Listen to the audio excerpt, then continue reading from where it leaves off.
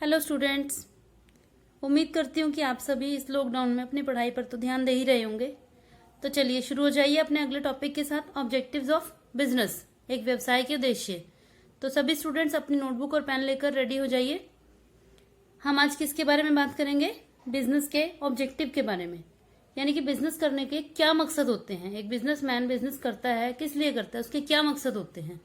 तो इसको डिटेल से अच्छे से समझने के लिए हमने इसे दो हिस्सों में डिवाइड कर लिया, पार्ट ए और पार्ट बी। पार्ट ए है इकोनॉमिक ऑब्जेक्टिव, इसको हिंदी में बोलते हैं आर्थिक उद्देश्य, यानी ऐसे उद्देश्य जो प्रॉफिट कमाने से संबंधित होते हैं। ये जो 1, 2, 3 हैं, ये तीनों उद्देश्य आपके आर्थिक कहलाएंगे, इकोनॉमिक ऑब्जेक्टिव हैं। और ये सोशल ऑब्जेक्टिव है, 1, 2, 3, 4, ये 4 आपके सोशल ऑब्जेक्टिव हैं। ये आप अपने पास नोट कर सकते हैं। तो पहले इसको समझ लेते हैं। नंबर 1 इकोनॉमिक ऑब्जेक्टिव में पहला है प्रॉफिट मेकिंग। अभी हम इसको डिटेल से समझेंगे नीचे, अभी खाली इसके ये समझ लीजिए। क्रिएशन ऑफ कस्टमर्स, ग्राहक का सृजन करना। तीसरा है इनोवेशन, नव प्रवर्तन। सोशल ऑब्जेक्टिव में सही दाम पर सही वस्तु, समाज का विकास, प्रदूषण ना फैलाना, रोजगार उपलब्ध कराना। देखिए ये आप अपने पास नोट डाउन कर लीजिए। उसके बाद हम इसके पहले पॉइंट की तरफ चलते हैं, इकोनॉमिक ऑब्जेक्टिव के प्रॉफिट मेकिंग की तरफ। देखिए इकोनॉमिक ऑब्जेक्टिव में पहला है प्रॉफिट मेकिंग। अगर किसी से भी बात की जाए बिजनेस की कि वो बिजनेस क्यों कर रहा है, तो सबसे पहला जवाब यही हमारे भी माइंड में आता है कि वो बिजनेस प्रॉफिट कमाने के लिए कर रहा है। ऑब्वियस सी बात है कि हर कोई कुछ ना कुछ काम कर रहा है पैसा कमाने के लिए, तो प्रॉफिट कमाने के लिए बिजनेस किया जाता है। अब उस प्रॉफिट कमाने के लिए, पैसा कमाने के लिए वो क्यों पैसा कमाता है, देखते हैं हम। उसे कौन कौन से खर्चे ऐसे पहले पूरे करने पड़ते हैं, उन सारे खर्चों के अलावा जो बचता है उसके पास, वो उसका प्रॉफिट होता है। तो वैसे आप सभी जानते होंगे कि बिजनेस में कौन कौन से खर्चे होते हैं। चलिए फिर भी हम एक बार देख लेते हैं। बिजनेस में जो खर्चे होते हैं ये 4 एम्स से हम याद रखेंगे, मैन, मटीरियल, मशीन और मनी। इसके अलावा एक लैंड भी है। मैन पावर जो लगाई जाती है बिजनेस में, उनको देने के लिए लेबर चाहिए होती है, ये बिजनेस का एक्सपेंस है। मटेरियल की पेमेंट करने के लिए पैसा चाहिए। मशीन के एक्सपेंसेस हैं, जैसे बिजली का बिल आएगा मशीन चलाने के बाद, और जो पैसा लगाया गया उस पर ब्याज जो दिया जाना है, और जो जमीन ली गई है उस पर किराया जो दिया जाना है, ये सभी खर्चे हैं। इन सभी खर्चों को पूरा करने के लिए प्रॉफिट तो कमाना पड़ेगा। ये सारे खर्चे निकालने के बाद जो एक बिजनेसमैन की जेब में बचता है वही उसका प्रॉफिट होता है। ये तो बात समझ में आती है कि उसका मकसद है प्रॉफिट कमाना। लेकिन अगर ये कहा जाए, सोच कर देखना कि प्रॉफिट कमाना और सिर्फ प्रॉफिट कमाना, क्या दोनों बातों में फर्क है? हाँ, बिल्कुल फर्क है। ये देखिए मैंने नीचे इसकी एक्सप्लेनेशन और लिखी है।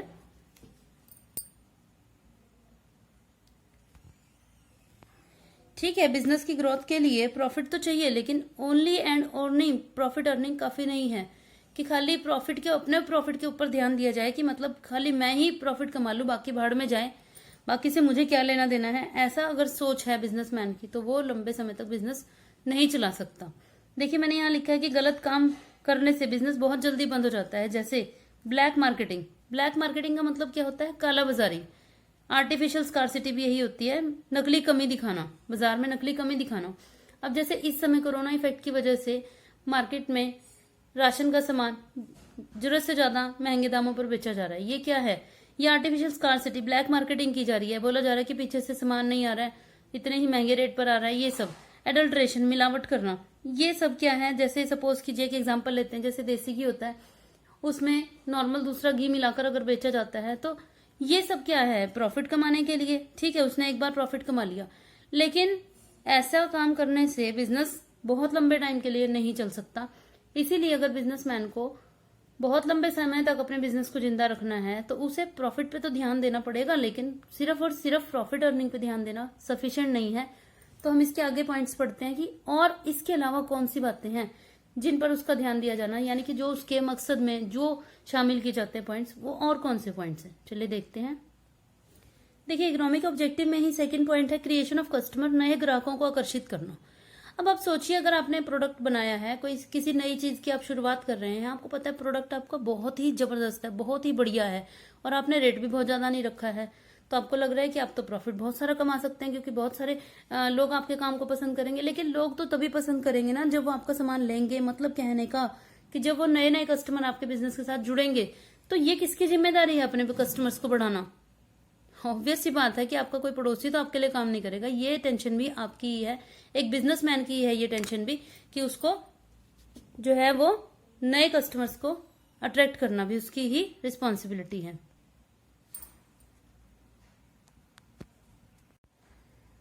देखिए, मैंने इसकी एक्सप्लेनेशन में लिखा है कि चाहे प्रोडक्ट कितना भी अच्छा हो, उसका रेट कितना भी रीजनेबल हो, जब तक ग्राहक ही कम होंगे तो बिजनेस प्रॉफिट को नहीं बढ़ा सकता। इसलिए एक बिजनेस का ये भी उद्देश्य होता है कि उसको प्रॉफिट कमाने के साथ साथ नए नए कस्टमर्स बनाना भी इसका उद्देश्य होता है। इसके लिए वो क्या क्या कर सकता है, देखिए किस किस बात पर ध्यान दे सकता है वो। एडवर्टाइजमेंट पे, प्रोडक्ट की क्वालिटी कभी घटिया ना हो, और कस्टमर की सेटिस्फेक्शन पे। देखिए, बिजनेस की सबसे बड़ी जड़ है कस्टमर। अगर आपका कस्टमर सेटिस्फाइड है तो कोई आपका कुछ नहीं बिगाड़ सकता।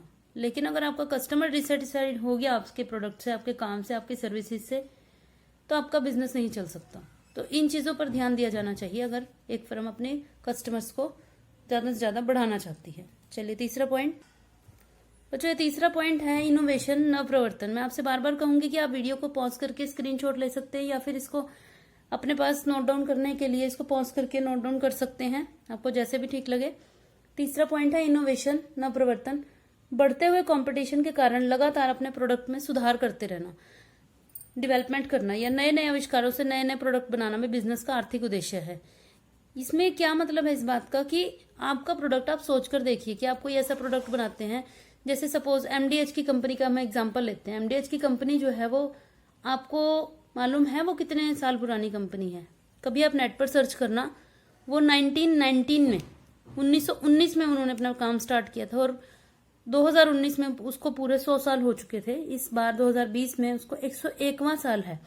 तो इतनी पुरानी कंपनी, तो इसका ये मतलब है कि वो पुरानी कंपनी आज भी अपना प्रोडक्ट वैसा ही बना रही है जैसा पहले बनाती थी। क्या इसने कोई सुधार नहीं किया? नहीं, इसने बहुत सारे सुधार किए। पहले ये 1-2 मसाले बनाने का काम किया करती थी, लेकिन अब हर चीज का अलग मसाला है, जैसे छोले मसाला, चने मसाला, गरम मसाला, पाव भाजी मसाला, पता नहीं कौन कौन से मसाले। तो ये 4 एग्जाम्पल्स हम इसमें ले सकते हैं कि एक बिजनेस को में इनोवेशन करने के लिए कौन कौन से काम किए जा सकते हैं, जिससे नए नए कस्टमर्स इसके साथ और ऐड होते रहें। न्यू पैकेजिंग, पैकेजिंग न्यू की जा सकती है, जैसे सनसिल्क है, एक न्यू सनसिल्क है, clinic plus new clinic plus, मतलब नई तरह की पैकेजिंग हो सकती है। उसका ढक्कन अलग तरीके का हो सकता है, कुछ और हो सकता है। अट्रैक्टिव डिजाइन हो सकते हैं। New usage of existing product, जो आपका प्रोडक्ट अभी है उसके और नए यूसेजेस आपको बताए जा सकते हैं। More facilities to consumer, customer को और ज्यादा फैसिलिटीज दी जा सकती है। कस्टमर को खुश रखना ही एक बिजनेसमैन की मेन रिस्पॉन्सिबिलिटी होती है। अगर वो कस्टमर खुश है तो वो बिजनेसमैन भी खुश रहेगा। कस्टमर को दुखी करके कभी भी बिजनेसमैन अपने बिजनेस में तरक्की नहीं कर सकता। इसके बाद हम इसके सोशल ऑब्जेक्टिव करेंगे। सोशल ऑब्जेक्टिव्स कंप्लीट होने के बाद हमारा ये टॉपिक कंप्लीट हो जाएगा। लेकिन उसके भी बाद मैंने आपके लिए एक थोड़ा सा सरप्राइज रखा है कि आपके लिए लास्ट में, इस वीडियो के बिल्कुल लास्ट में, कुछ आपको पिक्चर्स दिखाई जाएंगी। उन पिक्चर्स को देख के आपको कमेंट बॉक्स में ये बताना होगा कि कौन सी पिक्चर कौन से वाले उद्देश्य के साथ रिलेट करती है। आपको भी बहुत मजा आएगा इस बात को समझने में, और मुझे भी बड़ा अच्छा लगेगा जब आप जवाब देंगे। तो चलिए नेक्स्ट अपना टॉपिक स्टार्ट करते हैं। नेक्स्ट मतलब इसका सोशल ऑब्जेक्टिव स्टार्ट करते हैं। देखिए, सोशल ऑब्जेक्टिव यानी सामाजिक उद्देश्य। एक बिजनेसमैन खाली खुद को ही ध्यान में रखे ये सफिशिएंट नहीं है, उसे समाज को भी ध्यान में रखना पड़ेगा। तो उसके लिए भी आपको मैंने अभी सबसे स्टार्टिंग में बताए थे कि 4 उद्देश्य होते हैं। नंबर 1, सही वस्तु सही दाम, fair price and good quality. देखिए, कई बार क्या होता है कि क्वालिटी तो अच्छी होती है लेकिन उसका प्राइस बहुत ज्यादा लिया जाता है, या प्राइस सस्ता कर दिया जाता है तो क्वालिटी घटिया कर दी जाती है। तो दोनों चीजें एक साथ मेंटेन करना है तो मुश्किल, लेकिन बहुत जरूरी भी है। तो हम इसमें आगे देखते हैं कि समाज को नुकसान पहुंचाकर कोई भी बिजनेसमैन अपने व्यवसाय को जिंदा नहीं रख सकता। तो उसको ये सब काम, जो मैंने 5 काम लिखे हैं, ये काम नहीं करने चाहिए। अगर वो इनमें से कोई भी काम करता है तो वो बिजनेस में समाज को नुकसान पहुंचा रहा है और अपने बिजनेस को ऑटोमेटिकली खुद ही नुकसान पहुंचा रहा है। तो देखिए क्या है, मिलावट ना करना, कम ना तोलना, अधिक दाम पर ना बेचना, जमाखोरी ना करना, और झूठी विज्ञापन, झूठी एडवर्टाइजमेंट ना दिखाना। आई थिंक आपको ये समझ में आ रहा होगा, बहुत ही सिंपल लैंग्वेज में मैंने लिख दिया है इसको। इसका सेकंड पॉइंट है डेवलपमेंट ऑफ सोसाइटी। सोसाइटी समाज का एक नींव होती है, जैसे एक बिल्डिंग बनाई जाए, वो बिल्डिंग कितनी भी बड़ी, कितनी भी ऊंची, कितनी ही महंगे पत्थर से क्यों ना बनाई जाए, जब तक उसकी नींव मजबूत नहीं होगी वो बिल्डिंग कभी भी गिर सकती है। ऐसे ही बिजनेस रूपी बिल्डिंग जो है वो उसकी नींव है समाज, और अगर समाज यानी कि उसकी नींव ही हिल जाए तो उस बिल्डिंग को गिरने में टाइम नहीं लगेगा। तो इसीलिए बिजनेस की नींव यानी कि समाज को मजबूत बनाने के लिए व्यवसाय को बहुत सारे एफर्ट्स करने चाहिए, जैसे फ्री चैरिटी टू सोसाइटी। जैसे इस समय कोरोना इफेक्ट चल रहा है तो सोसाइटी को बहुत जरूरत है, बहुत ही जरूरत है। तो बहुत बड़े बड़े आपने देखा होगा कि जितने भी बड़े बिजनेसमैन हैं वो बहुत ज्यादा चैरिटी कर रहे हैं। आजकल न्यूज तो सभी देखते होंगे। अभी पीछे न्यूज में आ रहा था कि रतन टाटा ने अपनी संपत्ति में से 1500 करोड़ रुपए समाज को लिए, ये गरीब लोगों के लिए दान किए हैं। ये रिलायंस के जो अंबानी है, मुकेश अंबानी, इन्होंने भी 100 बेड्स का हॉस्पिटल खुलवाया है। तो देखिए यही सारे जो है, मैंने ये सारी बातें इसके अंदर लिखी हैं। तो समाज को इग्नोर करके वो लोग नहीं चल सकते हैं, इसलिए उनको समाज की तरफ भी ध्यान देना चाहिए। जैसे फ्री बुक्स, जैसे कभी आपने कभी मैसेज देखा होगा कि कुछ ग्रुप बनाया गया है, बिजनेसमैन ने मिलके कुछ ग्रुप बना लिए हैं और वो सभी लोग मिलके कुछ कंट्रीब्यूशन करके स्कूल के बच्चों को, जो नीडी स्टूडेंट्स हैं उनको बुक्स प्रोवाइड करा रहे हैं, या जो बीमार लोग हैं उनको दवाइयां प्रोवाइड करा रहे हैं। तो ये सब काम भी जरूरी होते हैं, क्योंकि अगर समाज है तभी बिजनेस भी है, अगर समाज ही नहीं है तो बिजनेस हो ही नहीं सकता। इसका तीसरा पॉइंट है आपका पोल्यूशन ना करना। देखो, सिर्फ अपने और अपने फायदे के लिए, प्रोडक्ट्स को बेचने के लिए अगर एक बिजनेसमैन प्रदूषण फैलाना शुरू कर दे तो समाज के लिए बड़ा घातक हो सकता है। और अगर समाज नहीं रहेगा तो बार बार ये बात आ रही है कि कस्टमर कहाँ से आएंगे, तो उसको इस चीज पर ध्यान दिया जाना चाहिए, रिड्यूस, रीयूज एंड रिसाइकिल। इसका ये मतलब है कि जैसे एक छोटा सा एग्जांपल मैं दे देती हूँ आपको तो बात समझ में आएगी, कि जैसे शैम्पूज जो होते हैं वो एक प्लास्टिक की बोतल में आते हैं, तो वो जो प्लास्टिक की बोतल होती है वो यूज करने के बाद हम फेंक देते हैं। तो वो जो प्लास्टिक की बोतल होती है उसका रिड्यूस, रीयूज और रिसाइकिल उसको किया जाना, अगर उस तरह की प्लास्टिक की वो बनाई जा रही है तो वो पोल्यूशन नहीं करेगी। लेकिन अगर उसको रीयूज नहीं किया जा रहा है या रिसाइकिल नहीं किया जा रहा है तो वो पोल्यूशन करेगी। तो एक बिजनेसमैन को सिर्फ अपना फायदा नहीं देखना चाहिए कि बस मेरा प्रोडक्ट बिक जाए, बाकी कुछ भी ध्यान ना करे, तो लॉन्ग टर्म इसका इफेक्ट बहुत ही नुकसानकारी हो सकता है।